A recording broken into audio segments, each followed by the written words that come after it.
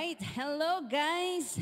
Good evening, good afternoon, good morning, all over the world using Popo. This is Miss L from the Amethyst Agency.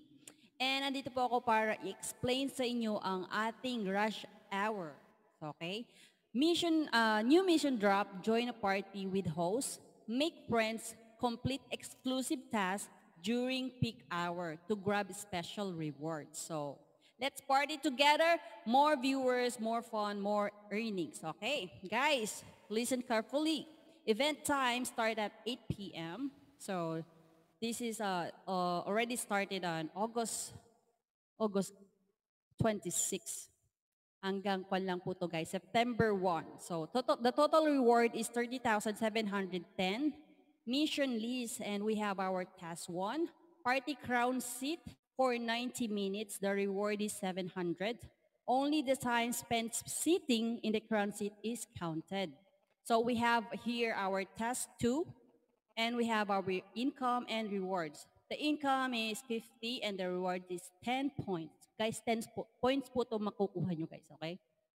And then kapag na-receive nyo naman is 5,000 sa income, meron kayong 1,000 reward, and then we have income 20,000, and then you will have 2,000 points rewards.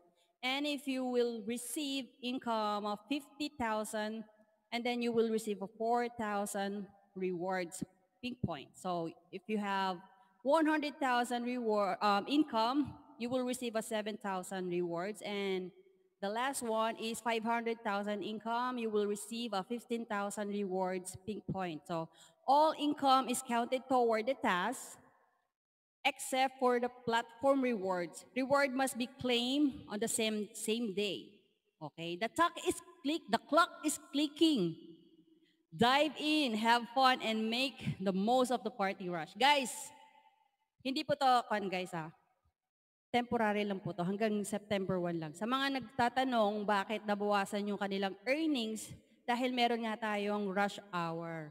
Okay, dinoble po yan ni Popo. Don't worry, makukuha nyo rin po yung rewards. So that's it. This is Misa once again from the Amethyst Agency, and enjoy. And don't forget to follow Popo Live Official on their YouTube channel. Thank you so much.